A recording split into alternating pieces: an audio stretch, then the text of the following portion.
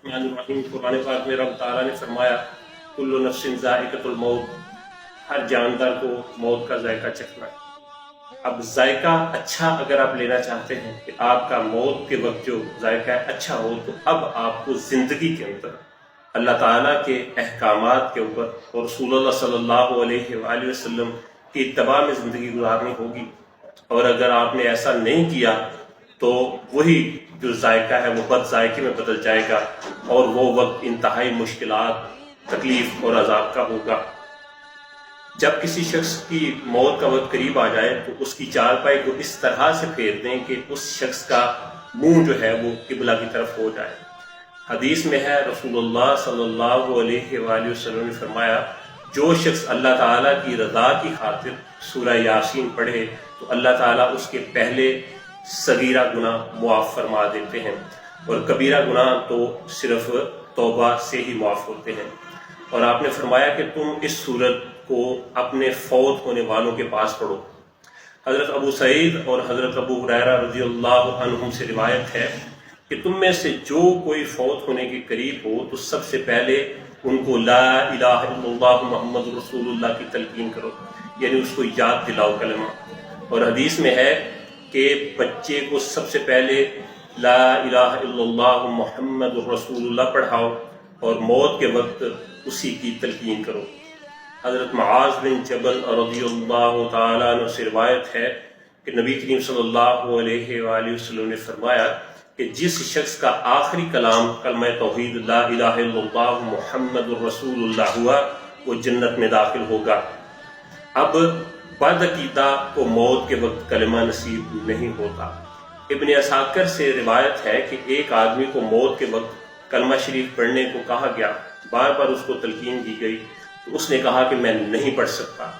जब वो होश में आया तो उससे कहा गया कि आप कलमा क्यों नहीं पढ़ रहे थे, तो उसने कहा कि इसकी वजह यह है कि मैं ऐसी कौम के पास बैठता हूँ जो मुझे हज़रत अबू बकर सिद्दीक़ रज़ियल्लाहु ताला अन्हु और हज़रत उमर फारूक रज़ियल्लाहु ताला अन्हु को बुरा भला कहने का हुक्म करती है। तो इससे अंदाज़ा करें कि जो शेखैन का के बारे में बुरा अकीदा रखता है, उनका अदब नहीं करता, उसकी मौत किस तरह से होगी। हज़रत अब्दुल्लाह इब्न अब्बास रज़ियल्लाहु ताला अन्हु और हज़रत अब्दुल्लाह बिन मसूद रज़ियल्लाहु ताला अन्हु से रिवायत है कि हज़रत इब्राहीम ने मलकुल मौत को कहा कि तुम कभी वो सूरत दिखाओ जिसमें कुफार की रूह को कब्ज़ करते हो। तो जवाब आया कि ये आपकी ताकत से बाहर है।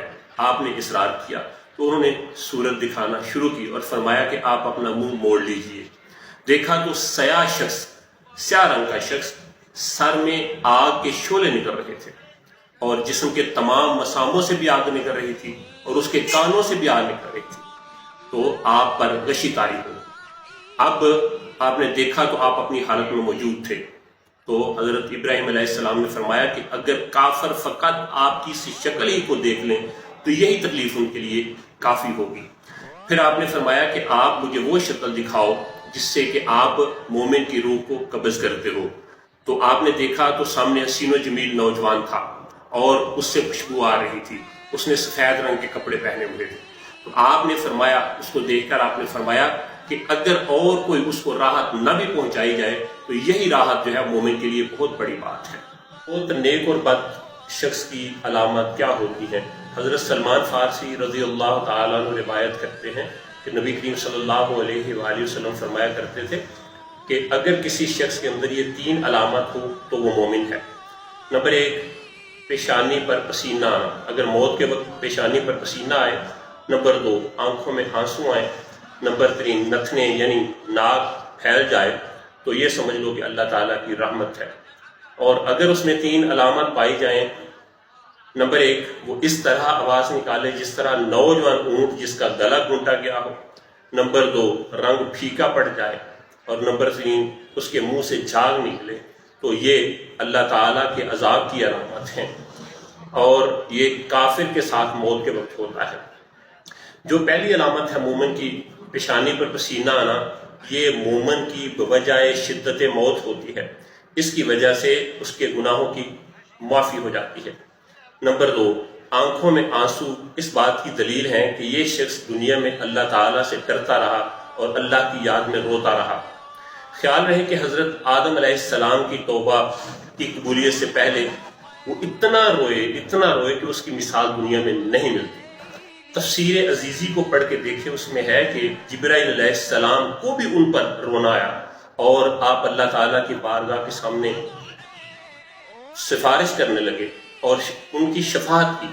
تب رحمت الہی نے ان کی دستگیری کی، ان کی مدد کی اور رحمت للعالمین صلی اللہ علیہ وآلہ وسلم کا نام یاد دلایا اور اس نام کے طفیل آپ کی توبہ قبول ہوئی۔ نمبر 3، نتنے کا پھیل جانا بھی اللہ تعالیٰ کے خوف کی وجہ سے ہے اور رونے کی وجہ سے ہوتا ہے اور سانس کی آواز نکلنے کی وجہ سے ہوتا ہے۔ اور کافر کی جو تینوں حالتیں ہیں وہ اس وجہ سے ہوتی ہیں کہ جب وہ حضرت اسرائیل علیہ السلام کی شکل کو دیکھتے ہیں، ڈراؤنی شکل کو، اس وجہ کے ساتھ ان کے ساتھ ایسا ہوتا ہے۔ اللہ تعالیٰ ہمارا خاتمہ بالخیر فرمائے، آمین یا رب العالمین۔